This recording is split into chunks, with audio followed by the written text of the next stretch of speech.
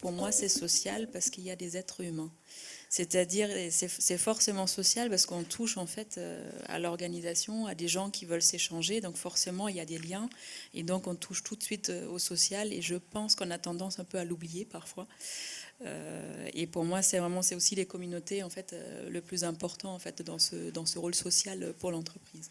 À chaque niveau de l'entreprise, on s'y retrouve. C'est-à-dire, c'est pour le collaborateur, il y a des avantages de travailler et d'échanger avec les autres au sein de communautés. Il peut monter en compétences, il peut se valoriser. Pour le manager aussi, ce qui est pour moi la couche la plus délicate et la plus difficile. Donc que les managers se rendent compte qu'ils peuvent mettre en place des choses à travers des communautés, à travers le fait que les gens travaillent mieux ensemble et s'échangent. Et puis après, pour l'exécutif et pour l'entreprise, c'est souvent plus facile parce qu'on les a tout de suite en fait sur le projet en tant que sponsor. Donc on se base beaucoup sur les communautés également de différents types. On a aujourd'hui 16 communautés qui sont plutôt des communautés de métiers et d'activités en fait au sein de l'entreprise. Donc par exemple l'actuariat, le juridique, le marketing, donc vraiment les grandes fonctions. C'est des communautés encore assez top-down parce que c'est vraiment des communautés quand même qui touchent les fonctions et qui veulent fédérer les gens dans les différentes filiales. Donc il y a 35 pays en fait chez BNP Paribas Cardiff. Donc souvent les fonctions avec la matrice qui se complexifie de plus en plus, les fonctions côté siège ont vraiment ce besoin de fédérer les gens autour d'une même activité, d'un même métier et de les faire partager, les faire échanger.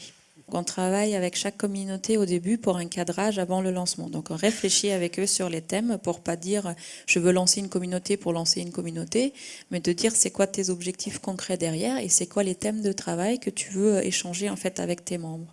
Donc ça c'est vraiment chaque communauté en fait qui se les identifie. Souvent ça tourne où tout le monde va vous dire on veut échanger des bonnes pratiques, on veut avoir la documentation, on veut avoir toutes les présentations. Donc aussi et de partager on a dit et c'est pas forcément les bonnes mais aussi les mauvaises. Donc raconter les expériences en fait qu'on a au sein des différents pays ou avec une problématique sur un projet pour que les autres puissent s'y enrichir en fait. Donc, mais aussi vraiment les accompagner dans le comment partager. L'histoire de la bonne pratique, c'était déjà, on peut pas juste demander à des membres, bah, mettez vos bonnes pratiques.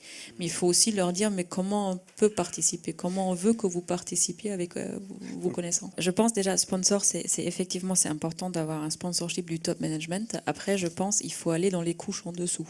Parce qu'on valide les communautés avec eux. C'est-à-dire, on a choisi, nous, pour l'instant, de faire une approche cadrée, donc de ne pas laisser les communautés se lancer toutes seules. Donc, du coup, là, on a déjà un cadrage aussi. Donc, les communautés sont validées par notre équipe et par leur management, où on parle vraiment du besoin, des objectifs qu'ils mettent derrière et de l'engagement.